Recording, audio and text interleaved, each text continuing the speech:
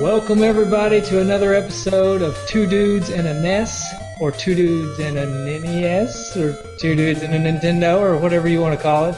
It all means the same. Just be careful with your A's and ands. We don't need any English teachers rolling over in their graves or anything. Today we will be talking about Double Dragon, that awesome beat 'em up, knock 'em out, romp 'em, stomp 'em, I don't know, whatever you want to call it. You just basically knee people in the face over and over again. So yeah. And really a turn from our first two games, which were pretty easy games. This is a more difficult game. Yeah, this is quite the challenge. In fact, we were planning on having a guest on today, but we weren't able to save her because we couldn't beat the game. Yeah. So she's still hanging out in the bad guys' lair or wherever. Yeah. Anyways, so Justin, I'm going to let you handle a little bit of history and some things like that. Well, Double Dragon actually was kind of one of the first games we're going to talk about that was not just released for the NES, but also it was actually released for the Sega Master System, Atari 2600, Atari 7800, Game Boy, and actually several others. It started out as an arcade game released in 1987. It really was one of the first of its kind as far as the beat 'em up, and kind of some sources have said that it kind of the spark for the beat 'em up genre. And it was actually it says the game was actually a successor to Tecno's earlier beat 'em up. And I can't speak Japanese, so I don't know what the Japanese name is, but it was called Renegade. I've actually got that game for the NES. Yeah, it says that this was actually supposed to be the successor to it, which I never knew of that. So it was released in North America, came around, it first came to Nintendo Famicom in Japan in 1988, and then was released over to North America. We're going to become notorious for not liking the word Famicom. I think we've commented every episode so far about hating the name Famicom. The most notable difference from the NES version from the arcade is the omission of the arcade's two-player cooperative mode that you can do in the arcade. That was one thing I was wanting to mention it at some point on the show, but that's ridiculous to me because the whole point of Double Dragon is your two guys going after the boss man or whatever. Mm-hmm. But okay, first of all, so now it's single dragon. But then on a side note, there's no dragons in the game. So what's the purpose of even the name? Well, that's the thing. It's Japanese, and I don't know much about martial arts. We should have had Josh come in here and explain. Josh from Retro Thought Pod, big martial art guy. We should have had him come in here and explain it to us. What the deal is with dragons especially in Japan, and its role in martial arts. But I guess that's the role, which in the game. The cover is just a couple of white guys. Billy and Jimmy.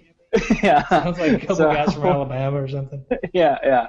And also another difference for the NES version I had from the arcade version is Jimmy Lee, the player 2 character in the arcade version, serves as the main antagonist. After defeating Willie, the original final boss from the arcade game, Jimmy will appear before the player for the true final battle. Well, the thing is, I don't know how much you know about the arcade, but in the arcade, if you play co-op and you make it to the end and you save the girl, at that point, you two have to fight each other for the girl. Yeah. So that's something that was kind of in the arcade, but I just really don't understand why your brother's the bad guy. He's like, I know what I'll do. I'll just beat my brother's girl up and take her and throw her in a room. Yeah, and then I'll help him save her. If it's the arcade version, it's like I'm going to help you save her. It's weird. And then the sequels, they're back on the same team again. It's just strange. I think did they not run into technical issues? Isn't that why they couldn't? Yeah, there were a lot of technical issues. And it sounds like they didn't work really hard on it. So it sounds like it was. I don't know about the history of it, but it sounds like they rushed it because they had a lot of limitations that weren't worked out. The game can only generate 2 enemies on screen to confront the player, and both enemies are the same character. They never really worked that out. Yeah, that's odd. I remember seeing that. Of course, I wonder if that's why. I don't know how far you made it. We don't have to get into this just yet, but there's one part where there's 2 of the big bald guys. Mm-hmm. I think they're called a Bobo. I wonder if that's why you Bobo. have 2 big bald guys instead of. I think so. I think so because there was just a technical limitation that I don't think they spent a lot of time working out. Maybe that's just me speculating. I don't know. Maybe there was actually something that they couldn't fix. Well, but in their sequels, they were able to fix it. So I don't know. I guess they just didn't. Maybe they were just new to the NES and couldn't figure it out or something. Could have been. And they were trying to push it out around the same time they were pushing it out to other systems, maybe. Yeah. Just to guess. Sounds like a question for our technical guru John Wedgeworth. Yes, like I'm sure he doesn't listen to our show. But John from Nerd Noise Radio, if you're listening to our show, let us know because I have no idea. Yeah, it sounds like something he would probably know. And the level designs are different from the arcade. But anyway, we talked a little bit about the differences, but really though, the success of Double Dragon, I mean, it's still named as some of the best games ever made. It's still regarded as one of the best, especially in the beat 'em up genre. And you talk to a lot of people, and they're going, "What's your favorite game for the NES?" Double Dragon comes up a lot. Well, it's still, even with all the technical limitations, it's still an amazing game. I had a lot of fun playing it. Oh yeah, and it's so yeah. I mean, we've sat here and kind of talked about the limitations of it, and but it's still a great game, and really set the stage for more games to be made. Interestingly enough, when did Kung Fu come out? Was it before? Kung Fu came out earlier. I think it was in 1985, maybe, somewhere around in there. It was actually supposedly the starter of the beat 'em up genre. Yeah, but I don't think it's as. I mean, it's famous, I guess, just because it was the first. But Double Dragon was definitely a lot better, in my opinion. I didn't care for Kung Fu as much. Yeah, well, when we get to Kung Fu, I'll let you know my feelings about it. It's probably one of my favorite games. So okay. You need to quit bashing it right now. Okay. Hey, but even with all the, what also kind of gets me is with all the technical limitations for the single player, they still had that mode B where 2 players could fight against each other. Yeah. And the graphics were better. 2 people could play at the same time. It was actually it probably was among the first games to be like a fight each other Street Fighter style game, sort of. Yeah, I can't think of another one. Definitely where you're really competing, and so you take away the co-op mode, but you get a competing mode. That's pretty awesome. But the thing about that is that I just spent the whole time running into the wall. Because I don't know if you may not have played it this time, or you may not have played Mode B as a kid. Because I didn't play it a whole lot as a kid, but when I did, there's 2 things that stick out in my mind. One, it's really difficult because they kind of handicap you against the computer. Mm-hmm. The computer always gets more life than you and all this stuff. And 2, it was really fun to just take off running and just run into the wall and like smack, because your guy flies backwards in like slow motion and flops onto the ground. It's really funny. Yeah. Yeah, actually, I just pulled this up here, and it says that Double Dragon was only the second game that Technos developed for the NES, and the 2-player mode was repeatedly omitted because of the programmers' inexperience with the hardware. So you were absolutely correct. They just weren't experienced with the NES. Yeah. And that was the reason for not being able to get the co-op mode go. Another thing I noticed while I was playing, I kind of wonder if this has something to do with them not knowing the NES hardware, but I doubt it. Their sleeves or not sleeves were the same color as their boots. Yeah. So they're either wearing a shirt underneath their denim vest, or they're barefoot. So, Well, they are martial artists. They could very well be barefoot. okay, well, You if they're know. barefoot, then they're also wearing capri pants. Yeah, yeah. And how many martial artists other than Chuck Norris wear cowboy boots? Because that's what I would assume is the style boot. Right. You think it's a cowboy boot? I think it's cowboy boots, right? Well, I mean, his name's Billy and Jimmy. Yeah. So other than Chuck Norris, Billy and Jimmy Lee, the other two cowboy boot wearing martial artists. Well, if you look at Billy, he's also more than likely, this is his outfit, okay? He's wearing cowboy boots, blue jeans, no shirt, and a denim vest. Yeah. And Yeah. a pompadour on his head. Yeah. So, more than likely, that's his outfit. Yeah. So, and one little other piece of history, Electronic Gaming Monthly magazines, 200 greatest games of their time, listed it at number 41.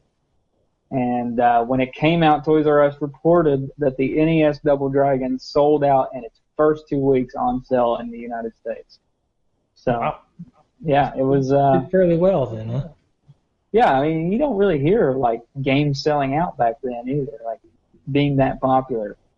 I mean, I guess this may have been one of the first ones. It was like everybody had to have it. Yeah. Okay, so let's talk a little bit about us playing it. But before we talk about us playing it, I've got the manual here, and I want to read the story to the game. Okay, so Right. bear with me. I'm not the best out loud reader, but on page 4 of the manual it says the Double Dragon story. Double Dragon is the story of Billy and Jimmy Lee, twin brothers who learned to fight on the cold, tough streets of the city. Their expert knowledge of the martial arts combined with their street smarts has made them both formidable fighting machines. But now Billy is faced with the greatest challenge. His girlfriend, Marion, has been kidnapped by the Black Warriors, the savage street gang of the mysterious Shadow Boss. Using whatever weapons come to hand, knives, whips, bats, rocks, oil drums, even dynamite, Billy must pursue the gang through the slums, factories, and wooded outskirts of the city to reach the hideout for his final confrontation with the Shadow Boss, his brother Jimmy.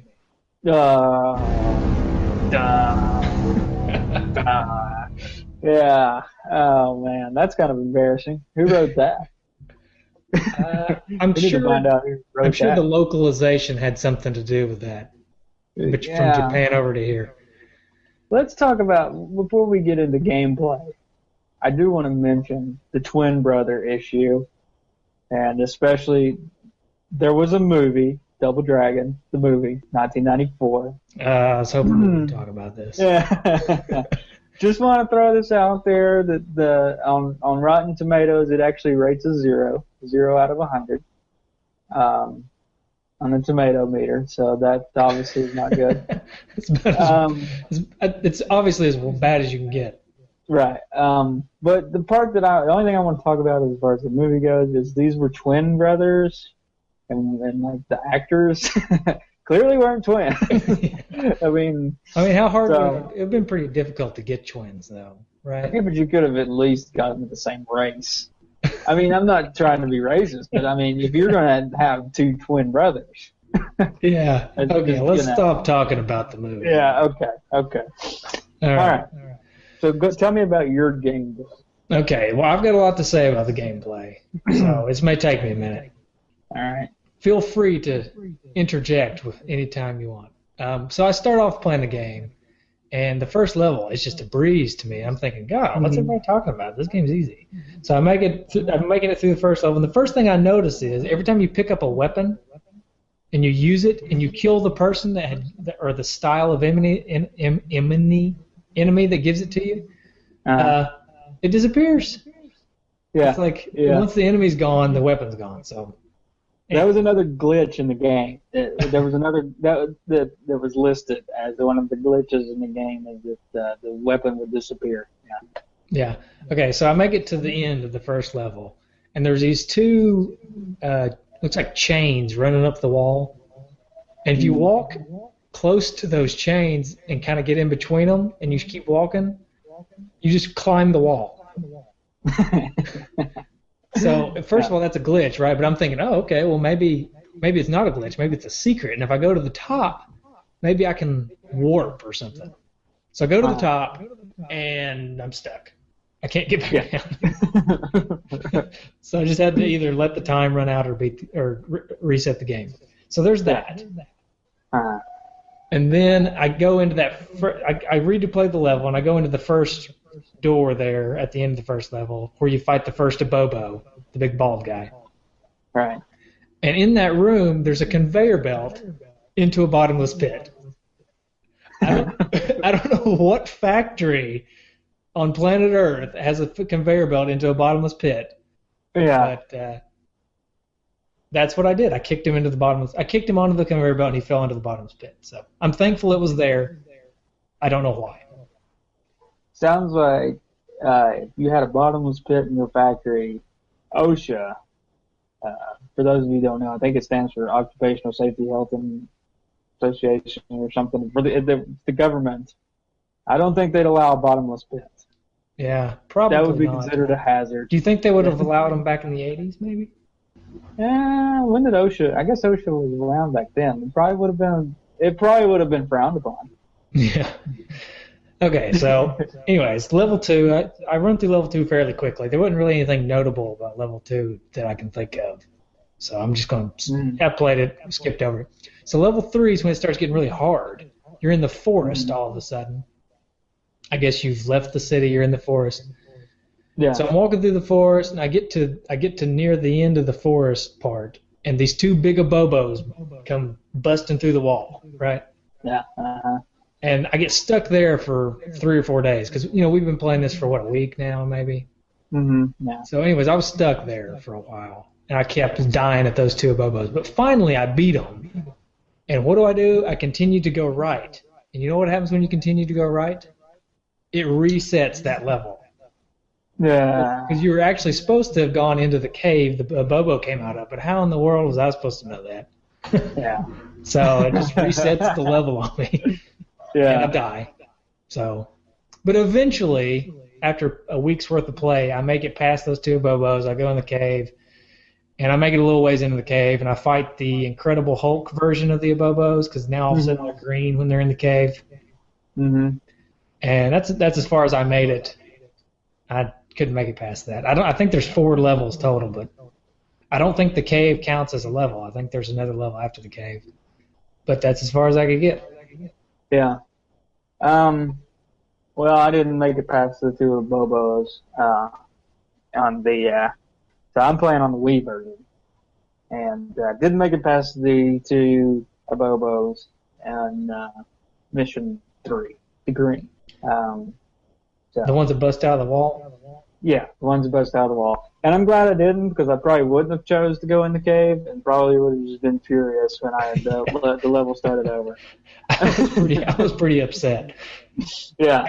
I can imagine what like a 7-year-old me would have thought about that. Yeah. There would have been controllers thrown. Have you ever had this happen in a game? It clearly didn't happen to me on Double Dragon, but it sounds like something that would happen to somebody. Is you do something like that and it restarts the level, and you're like, okay, I guess I just have to beat it twice. And you don't put 2 and 2 together that you should have went in the cave, and then you beat the two Abobos again, and then you just keep going, right? And like it restarts again. Oh man, that would be awful. I could see that happening to me, but I will admit that I did cheat, and after it reset on me, I thought, what the heck? So I looked it up. So I did kind of cheat. Well, back then, back in the 80s, you wouldn't have been able to use the internet. Yeah. I don't know. So I did look up parts of the rest of the game or some other people playing it on YouTube, and it looks to me, I'm not going to call anybody out, but it looks to me like he's using a turbo controller because the kicks are just they're not fast, but they're so rhythmic. So it looks like he's using a turbo controller. So what I may do is I may take my Nintendo Advantage controller, the one that's got the joystick and the turbo buttons, and I may whip it out and see if I can beat the game. Because I may have a better shot at it if I can use that turbo button. Yeah. But I didn't want to do it for the show since we're doing high scores. I wanted to just use the regular controller. Yeah. Oh. So yeah, if you get to the end of Mission 4, Part 3, that's where you get to you fight 2 Abobos, 2 Chinkai, Linda. Well, you don't fight Linda, but yeah. Yeah, also at the end of the game, I watched the ending because I knew I wasn't going to make it. So I just watched it. Yeah. And when you rescue Marion, she's in like this really cushy apartment with like this nice bed and all this furniture and stuff. Like, what am I saving you from? Why are we saving her? Looks like Jimmy's giving her a better life than I could. I was going to have her living on the streets. Yeah, really. What are you going to do? Well, what kind of skills do you have to work? Well, I can, fight. I can kick people. I can grab them by the hair and knee them in the face. Right. Mm-hmm. So, I mean, speaking of that, in the game you can level up. I don't know if you noticed those little hearts down at the bottom or wherever they are. Yeah. Mm-hmm. So you level up and you get more moves. So you end up with 7, 8, 10 moves, but you still only got 2 buttons. So I found it really difficult to manage all the moves as I was leveling up. Yeah. I would do moves that I didn't want to do, and it would cause me to get knocked down or something. Right. So just to talk about, you were talking about the 4 levels. I found this is the story behind the 4 levels. So the first level is the street in front of Billy and Jimmy's home. Level 2, Mission 2, is a construction site on the outskirts of town. And then level 3, the woods and the caverns leading up to the front entrance of the enemy base. And then 4 is the base of the Black Warriors and Willie's hideout. Now what's interesting here are these 4 levels. So you've got the street in front of their house, and then, the area in front of the base, and then the base. But what's a construction site on the outskirts of town got to do with it? It's like, well, I'm just going to make it. I got to go to this construction site, fight some people. But I'll be over there in a minute. Well, it is really short, too. I don't know what. It Yeah. really doesn't make a lot of sense. Yeah. So It's like, there's a whole bunch of bad guys there at that construction site. I could either go around it. Nah, I like kneeing people in the face. I gotta fight them. Gotta fight them. So, Hey, speaking of Abobo, have you looked up or played Abobo's Big Adventure? Yes, I haven't played. I went to the website. Yeah. It's like a flash game where it's Abobo, but he's playing all these old Nintendo games. Yeah. You're playing as Abobo in all these old Nintendo games. Yeah. I thought it was pretty funny. I wonder what the backstory is behind Abobo. I don't know. He's a pretty famous character. Yeah. It seems like to me. So here's what's going on. Yeah, Bobo's Big Adventure. Did you see the plot? Did you read the plot? So No. the plot begins with Bobo's son, a Boy, being kidnapped by a gang. And shortly after, Abobo arrives and discovers a Boy missing. And he begins to tear up and then sets off to rescue a Boy. And that's where he has to go through all these other games. So he's saving his son, a Boy. Here, you want to hear what the manual has to say about Abobo? Sure, yeah. Let's hear it. He is 6'3", weighs 260 pounds. Mm-hmm. He's the middle boss. He likes to throw bombs and slap people around. I'm gonna slap. That's something that you don't hear as much nowadays. Like in the 80s, I think that was the 90s. I'm gonna start slapping some people around. You knew there was some business to be done when slapping some people around. Yeah. So there's that. So, and this is how a Bobo's Big Adventure ends. Have you read this? No. It's pretty interesting. In the end, a scene showing that the entire game was a dream of a Bobo's, a reference to Super Mario Brothers 2. Nice. So there you go.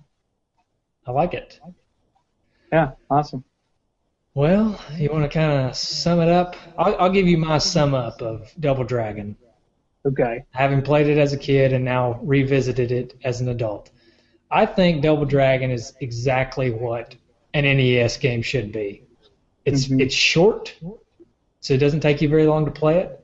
Right. It's difficult, so that you want to. It's difficult but fun, so you can't beat it easily, right? So it's short. You can play it in short spurts, but you can't beat it really. It's difficult, but it's fun enough. You want to keep going back and back. You get better and you get better, and you go back until eventually, you master it and you beat it. And that's really the reason. That's one of the reasons why I enjoy, and I've started to gravitate back towards retro games, because I don't have a whole lot of time. Mm-hmm. But I can take 15, 20 minutes and play around a Double Dragon, and then maybe a couple days later do it again. A couple days later do it again, and then all of a sudden I'm getting better and better, and I can beat it. So maybe one day I'll get to beat Double Dragon. But yeah, that's a good point. I think that that's something we've touched on, and some episodes of Retro Thought Pod, is the ability to sit down and play games that are short, and so that's a good, that doesn't take months to beat, and it's just fun. My thing about Double Dragon was the difficulty. The difficulty was really frustrating, and even today, still very frustrating. It was really one of the games that, one of the more difficult games for me. There's probably people out there that think, oh, Double Dragon, that's easy. Yeah, they're probably laughing at us right now. They probably don't stop listening. They're like, oh, these guys can't even beat Double Dragon. I'm not listening. They don't know what they're doing. But, yeah, I mean, I don't even think I ever beat it, embarrassingly enough, as a kid or definitely today. Oh, I've never beat it. I know I've never beat it. Yeah. Actually, as an adult, I got further than I ever did as a kid. I think as a kid, I never could make it through the forest. At least I made it into the cave this time. Yeah. So I guess I'll tell you my high score before we finish up. My high score was 38,010 points. That's commendable. Tom Arnold would be pretty impressed, I think. Tom Arnold? I don't know. He's a big devil. He's a big Double Dragon. Tom Arnold would be impressed.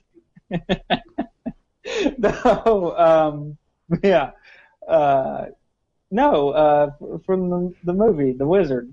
Kevin Arnold? Yeah, Kevin Arnold. Sorry. Yeah, okay. Embarrassingly enough. All right, I think that means we need to stop this podcast right now. Tom Arnold would be impressed. Yeah. So my high score, I didn't get the 38,000. I don't think I got the 20-something thousand, but yeah, I don't remember what it was. Not too bad for Double Dragon, though, because that's a pretty hard game. Yeah.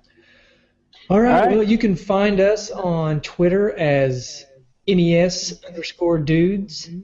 You can find us on Facebook as Two Dudes and an NES, or Two Dudes and an NES. I don't know how we are on there. Two Dudes and an NES. I don't know. I think on Twitter, aren't we NES_dudes? Yeah, we're NES_dudes on Twitter. And on Facebook, we're just whatever the name of our show is. Yeah, Two Dudes and an NES. Yeah. Yep. And I think that's all we are on. So, well, we may be on Google Plus. I don't know. We are on Google. Yeah. So, look us up and go on iTunes and review us. We've got some more 5 stars. So, yay us. Yeah, and of course, tell a friend. If you like what you hear, you got some fellow Nintendo fans out there or retro gaming fans, tell them. Tom Arnold would be impressed. All right, so here comes the music for next week's game. See you, everybody. Bye.